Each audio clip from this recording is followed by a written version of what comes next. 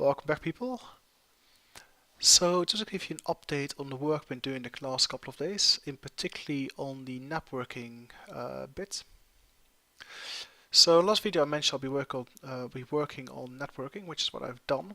So I finished the implementation of the server client model, where the server holds the actual world state, and the clients are allowed to connect to the server and then send commands to the server to affect that world. Now, the server is the authority when it comes to what the world actually is, and the clients will run a simulation of the world and will use clever tricks to predict where the client is going to be, but that might not be correct. And the server will continually monitor and update the actual states of the clients as necessary. Now, what the client does, so it holds like an internal state and it sends movement commands to the server, which are annotated by a tick, effectively a time step. Now, the server will obviously receive these packages at a later date than when the client sends them. So it could be that the server is like 10 ticks ahead when it receives the package of the client. To compensate for this, the server maintains a buffer, in my case of half a second. So packages that are received with like an earlier time step can be inserted in those buffer, and the server will constantly replay that last half a second and insert the movement packages from the client at the appropriate ticks. Now, this means that if no packages are lost and all packages are received within that time buffer, that the server and client will be perfectly synchronized. If, however, a package get delivered late, so it gets received after the half second passed, then the server will discard that message and then update the client and basically set it at the location where the server knows it is. And on the client side, you'll see you being jerked to the location where the server tells you where you are. And after that point, the server will start listening to commands again and update the client as appropriate. Now, the nice thing about this is that on the client side, there's no input lag. If I press forward, the client moves directly, and a message being sent to the server to inform the server that I've been moving forward. And if the ping is not too bad and packets are not lost, then the server and client are perfectly synchronized, which is quite nice.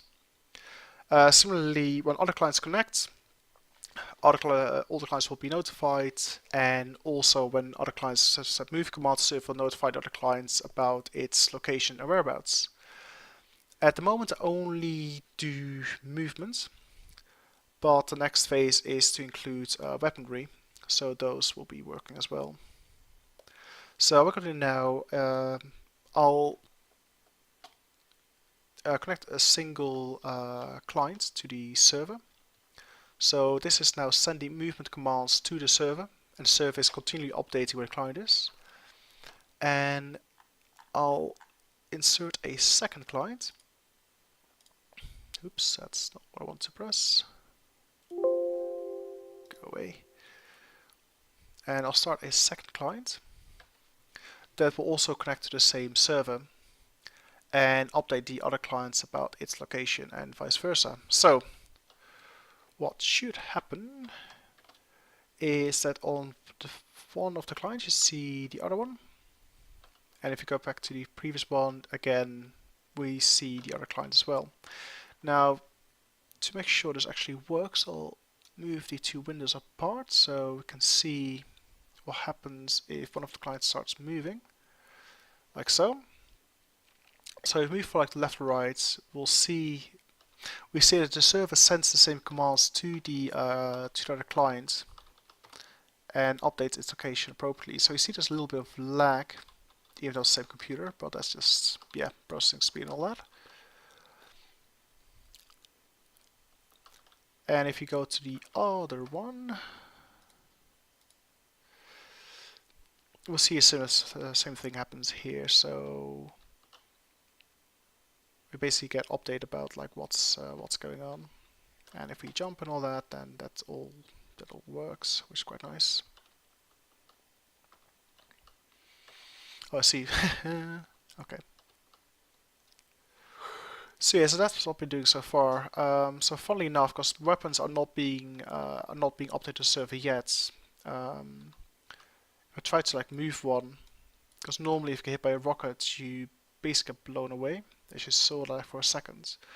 But because the server doesn't know anything about weaponry, like the client might presume that the other one is effectively launched to the air at like some far distance. But because the server doesn't know about weaponry that these commands are being issued, the server will effectively move the client back to where it knows it is. So that's basically going to be the next bit to make the server aware of these weapons. But yeah, for now this works quite well. One of the issues at the moment is that collision detection is quite heavy and takes quite a lot of time. So I said that currently I store half a second of buffer at the server. So every tick the server runs 10 iterations of the entire scene graph, and the collision detection is not really optimized, it seems.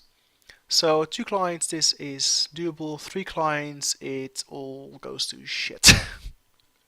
So there's obviously a bit of optimization to be done on my part. But I think I'll first focus on getting the actual weaponry working before I try to tackle this other stuff.